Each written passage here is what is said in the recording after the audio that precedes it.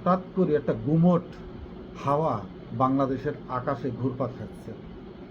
বড় ধরনের কোনো টর্নেডো, সাইক্লোন, সুনামি হয়েছিল ঠিক, কিন্তু সেটা চলে যাওয়ার পর মনে হচ্ছে একটি গাছের পাতাও নড়েনি, একটি জলবিন্দুও জলস্থল জলের থেকে স্থলে উঠে আসেনি।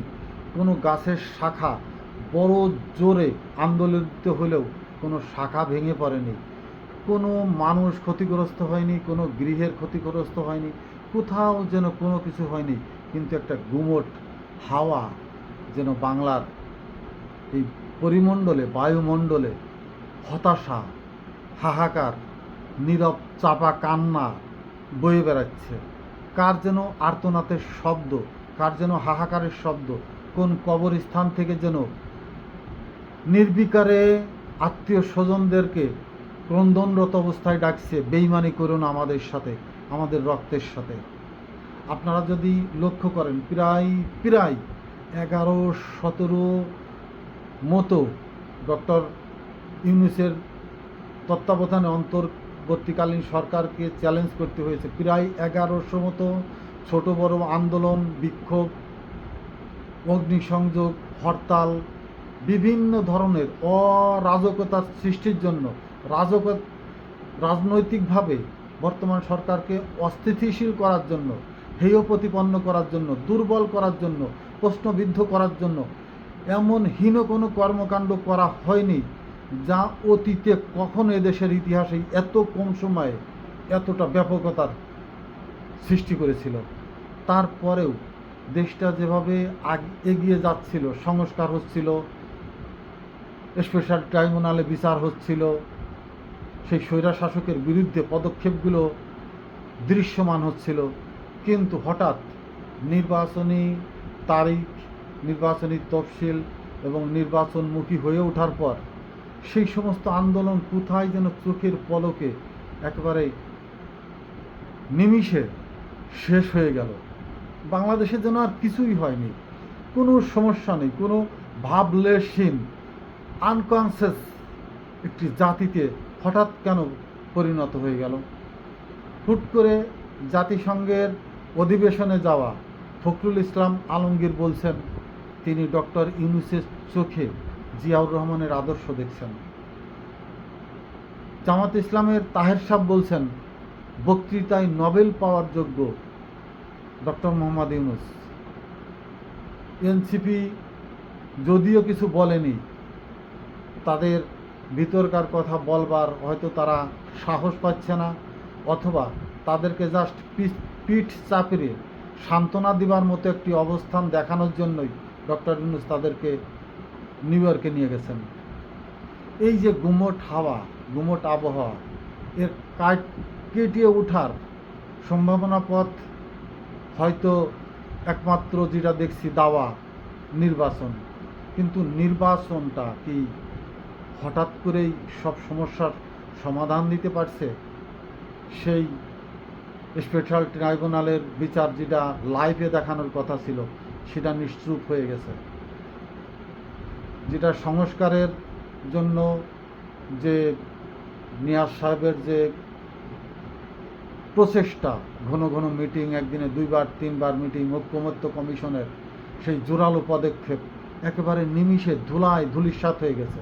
কারোর ভিতরে কোনো ভাবলেশ, চিন্তা ভাবনা, কথাবার্তা আর কিচ্ছু নেই।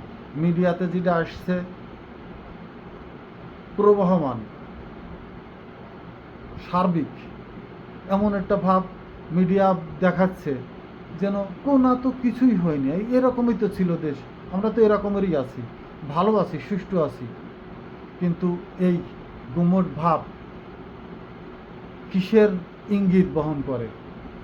আমি আমার চিন্তা ভাবনা, দূরদর্শিতা দিয়ে আমি যেটা ভাবতে পারছি সেটাই আপনাদের সামনে তুলে ধরবার চেষ্টা করছি। অদূর ভবিষ্যতের কথা বলছি আমি যদিও গণক না বা কোনো কিছু না, কিন্তু আমি ক্ষুদ্র বুদ্ধিমত্তা দিয়েই যে তত্ত্বরসটুকু নিজের ভিতর থেকে আবিষ্কার করতে পেরেছি তারই একটি ইঙ্গিত মাত্র। বিএনপিকে ঠেকাবার জন্য বোঝাবার জন্য ডক্টর ইউনূস গং বহু চেষ্টা করেছিল। আন্তর্জাতিকভাবেও বিএনপিকে সমঝোতার পথের জন্য বারবার প্রস্তাব দেওয়া হয়েছিল। বিএনপি কখনো কোনো ধরনের প্রস্তাবের ভিতরেই সম্পূর্ণভাবে একত্রতা প্রকাশ করেননি, রাজি হননি। বিএনপি আওয়ামী লীগকে নিষিদ্ধের পক্ষে নয়, ছাত্রলীগকে নিষিদ্ধের পক্ষে নয়, সংবিধান নিষিদ্ধের পক্ষে নয়, রাষ্ট্রপতি নিষিদ্ধের পক্ষে নয়, অর্থাৎ কোথাও নাই। জুলাই আগস্টের কোথাও কোনো জায়গাতেই বিএনপি কোনো পক্ষে মত প্রকাশ করেননি। এবং ডক্টর ইউনূস গং অর্থাৎ অন্তর্বর্তীকালীন সরকার রাষ্ট্রীয় সংস্কার নিয়ে যত ধরনের কথাবার্তা আলাপ আলোচনা করে যতটুকুন অগ্রগতিতে এগিয়েছে, বিএনপি কোথাও তার সাথে নেই, তার বাইরে।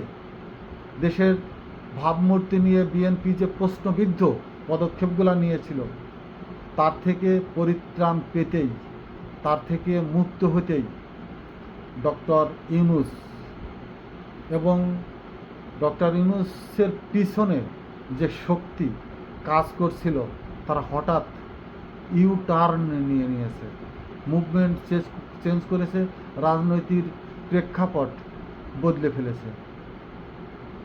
2- ফর্মুলার দিকে এগোচ্ছে, যেমন ঠিক তেমনি আওয়ামী লীগকে যেমন দেশ থেকে বের করে দেওয়া হয়েছে, নিষিদ্ধ করা হয়েছে, ঠিক তেমনি বিএনপিকে ওই ধরনের একটি পরিস্থিতির জন্য সুন্দরভাবে সম্মানের সাথে এগিয়ে নিয়ে যাওয়া হচ্ছে, একটি পথ করে দেওয়া হচ্ছে, যে পথে এগিয়ে নিয়ে যাওয়ার পর পিছন থেকে ধাওয়া করলে সে পথ দিয়েই বিএনপি স্বৈর শাসকের মতোই পালানোর পথ খুঁজে পাবে, সেফ এক্সিট করে দিচ্ছে। অনেকে বলছিল ডক্টর ইউনূস নিজেই সেফ এক্সিট চাচ্ছে।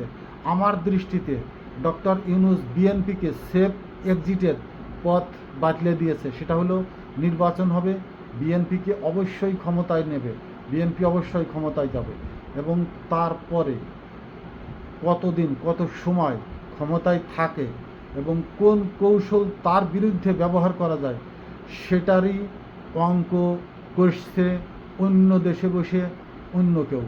এনসিপি কোনো সাউন্ড করছে না, নীরব নিথর দেহে নিয়ে তারা স্যালাইন লাগিয়ে চুপচাপ শুয়ে আছে। যদি নূরের সাথে এনসিপির জোট হয় এবং জামাত হয়তো বিএনপির বাইরেই থাকবে, বাইরে থেকে বিএনপিকে সুন্দর পরিচ্ছন্ন একটি রাজনৈতিক প্রেক্ষাপট তৈরি করে দেবে, এমনভাবে যেন বিএনপি ক্ষমতায় আসছে, এসে গেছে এবং বিএনপি ক্ষমতায় বসছে। একটি কথা আমি বারবার বলি, আল্লাহ তাআলা কাউকে কাউকে সম্মান দেন প্রকৃতপক্ষেই সম্মানিত করার জন্য, আর আল্লাহ তাআলা কাউকে কাউকে সম্মান দিয়ে বড় করে পরিচিতি করে তোলেন বিশ্ব ব্রহ্মাণ্ডে, বিশ্ব ব্রহ্মাণ্ডে, বিশ্ব দরবারে, মানব জাতির সম্মুখে বড় ধরনের অপমান করবার জন্য। অতএব সব সম্মান পেয়েই খুশি হওয়ার কোনো কিছু নেই। সেই সম্মানের পাবার পথ, পাবার কৌশল, পাবার যে পদ্ধতিগতভাবে ব্যবহার করা হয়, সেটার উপরে নির্ভর করে। ক্ষমতা দিয়ে, নিজের শক্তি দিয়ে, নিজের অস্ত্র দিয়ে, নিজের সন্ত্রাসী কর্মকাণ্ড দিয়ে একটি দুর্বল, সুশীল, ভদ্র সমাজ আপনাকে ক্ষমতায় বসাতেই পারে। কিন্তু আপনি যে পথে ক্ষমতায় বসলেন, ক্ষমতা পেলেন, সেই পথটা সম্মানিতভাবে এগিয়ে যাবার পথ নয়। ওই পথে আপনি এগোলেই বড় ধরনের সম্মানের জায়গাতেই আপনি উপনীত হবেন। হয়তো সিংহাসন পাবেন, মুকুট পাবেন, রাজ দরবার পাবেন, প্রজা, চাকর, নকর, বাকর, আমির, পেয়াদা, উকিল সব পাবেন, কিন্তু সেটা মানুষের থেকে এতটা দূরত্ব গিয়ে পাবেন যে সাধারণ মানুষকে একসময় আপনি আপনার পাশে খুঁজে পাবেন না, যেমন পায়নি আওয়ামী লীগ। দেশের সর্বশক্তি দিয়ে একটি শাসক এমনভাবে নিজের চারপাশ শক্তিশালী করে রেখেছিল যে খোদ স্বয়ং আল্লাহ প্রাকৃতিকভাবে কোনো গজব না দিলে, সেই ফেরাউনদের মতো গজব না দিলে তাকে সরানো দুরূহ ব্যাপার হয়ে পড়েছিল। এবং 41 সাল পর্যন্ত তাদের ভীষণ, এর ভিতরে শুই ফেলার মতো কোনো অবস্থান ছিল না। কিন্তু তাদেরকেও, সেই সাধারণ মানুষকে যাদেরকে ঘৃণা করে, তুচ্ছ করে, দুর্বল ভেবে ক্ষমতার সকল ধরনের খড়গ তাদের উপরে চাপিয়ে দিয়েছিল, সেই নিরস্ত্র নিরীহ সাধারণ মানুষ সেই নিরস্ত্রভাবেই খালি হাতেই দাবড়িয়ে দেশ থেকে বের করে দিয়েছে। অতএব এই যে ক্ষমতায় যাওয়ার যে প্রবল প্রচেষ্টা, প্রবল আকাঙ্ক্ষা, দেশকে অস্থিতিশীল করে মানুষের ইচ্ছার বাইরে গিয়ে কতিপয় দুর্বৃত্তায়ন শক্তিশালী ক্যাডার ভিত্তিক সন্ত্রাসীমূলক নৈরাজ্য তৈরি করে যে ক্ষমতায় যাবার পথ তৈরি হলো, এই পথে যে সম্মানের জায়গায় যাচ্ছেন, যে ক্ষমতাশালীর জায়গায় যাচ্ছেন, সেটা আপনাকে কতটুকুন সম্মানিত করবে, কতটুকুন রাষ্ট্র প্রকৃতপক্ষে রাজনৈতিক দল হিসাবে প্রতিষ্ঠিত হয়ে রাষ্ট্রের সরকার হিসাবে রাষ্ট্র পরিচালনা করবে, সেটার তো অপেক্ষায় সাধারণ মানুষ থাকবেই। সেই সাথে একটি আকাঙ্ক্ষা থেকে যাবে, স্বৈরা শাসক পুনরায় এদেশে আবার স্থায়ী হতে চাচ্ছে কিনা। মানে হিন্দুদের ধর্মে নাকি এরকমের হয়, আত্মার পরিবর্তন হয় দেহের পরিবর্তন করে, অর্থাৎ আত্মা মৃত্যুর পর সেই আত্মা আবার কোনো অন্য দেহের ভিতরে তার পাপ পুণ্যের ফলাফল হিসাবে অন্য কোনো দেহের ভিতরে পুনঃপ্রতিষ্ঠিত হয়, সে পৃথিবীতে থাকে অন্য দেহের ভিতরে। যদি পুণ্য করে যায়, ভালো কাজ করে যায়, সে তখন সজ্জন সাধু সন্ন্যাসীদের শরীরে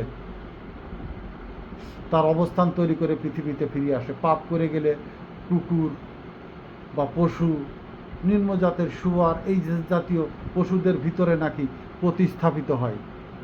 তো সেই স্বৈরশাসকের নিপতিত আত্মা, নির্বাসিত আত্মা, হয়তো তাদের যে আত্মা, তাদের প্রতিরূপ যারা করতে চাচ্ছে, বা এই যে রক্ত, যুবকের রক্ত, শিশুর রক্ত, ও তো মায়ের বুক খালি করল। যে মা, যে বাবা তার নিষ্পাপ সন্তানের লাশ দুই হাত দিয়ে ছুঁয়েছে, তার সন্তানের গায়ের রক্ত হাতে মেখেছে, তার হৃদয়াঙ্গন করেছে, তার কলিজার ভিতরে তার সন্তানের সেই নিষ্পাপ মৃত দেহ প্রতিচ্ছবি হয়ে আছে, যাদের প্রতি রাত্রে হাহাকার ধ্বনিত হচ্ছে এই বাংলার আকাশে বাতাসে, তাদের সাথে বেইমানি করে রাষ্ট্রীয় ক্ষমতায় গিয়ে যদি তাদের ইচ্ছার প্রতিফলন না ঘটে, তাদের এই দীর্ঘশ্বাস, তাদের এই ত্যাগ, ইতিহাস ভুলে যাবে। হয়তো তাদের নাম ইতিহাসে এরা লেপন করবে না, ইতিহাসে লিখবে না, কিন্তু সময়ের যে কালজয়ী ইতিহাস রচিত হইয়া থাকবে, স্রষ্টার কালজয়ী ইতিহাসে, সৃষ্টির কালজয়ী ইতিহাসে, সেটা মুছে ফেলার নয়, সেটা বাদ দেওয়ার নয়। বাংলাদেশের ইতিহাসের নাকি 90% ভুয়া ইতিহাস।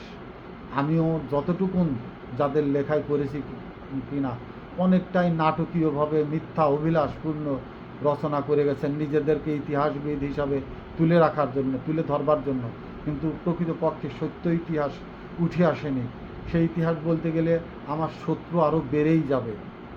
আমি সেই ইতিহাসের দিকে যাব না, কারণ আমার চারপাশে সেই শত্রুরা এখন অবস্থানরত, যারা প্রকাশ্যে ডাকাতি করে বেরিয়েছে, যারা হিন্দু বাড়িতে তাদের ঘর ধন সম্পদ লুট করেছে, তারাই তো আওয়ামী লীগের বড় বড় নেতা, লিডার, তারাই তো মুক্তিযোদ্ধা। এই যে বিকৃত ইতিহাস, এই ইতিহাস 100 বছর পরে হলেও মুছে ধুয়ে সঠিক ইতিহাস, নির্যাস ইতিহাস উঠে আসবেই। ঠিক তেমনি জুলাই আগস্টের যে নির্মম ইতিহাস, যেটা মুছে ফেলার জন্য, যেটাকে বাদ দেওয়ার জন্য, যেটাকে তুচ্ছ তাচ্ছিল্য করে ক্ষমতাশালী মানুষ, কিছু লোভী মানুষের আবার একত্রিত হয়ে রাষ্ট্রকে সেই পৌরাণিক জায়গায় নিয়ে যেতে চাচ্ছে, সেটা কতটুকুন ক্ষণস্থায়ী হবে? প্রকৃতি ক্ষমা করবে, নাকি স্রষ্টা ক্ষমা করবে, নাকি সেই নিরীহ নিরস্ত্র সাধারণ মানুষ ক্ষমার চোখে দেখবে? সময় সেটা বলে দেবে। আমি আবারও পুনর্ব্যক্ত করছি এই বলে যে ডক্টর ইউনূস বিএনপিকে ক্ষমতায় এনে তিনি চলে যাবেন 6 মাস, 1 বছর, 1.5 বছর কি 2 মাস পরে, 2 বছর পরে আবার একটি সেকেন্ড রেভলিউশন বলেন, সেকেন্ড রিপাবলিক বলেন, শোষিত হবে, রচিত হবে, অভ্যুত্থান সন্নিকটে আবার পুনরুত্থান ঘটবে দেশেই, যদি সঠিক পদ্ধতিতে মানবতার রাষ্ট্রীয় ক্ষমতার দল গঠিত না হয়, মানুষের সম্মান রেখে কোনো দল যদি ক্ষমতায় প্রতিস্থাপিত না হয়, তাহলে সেই ক্ষতস্থান,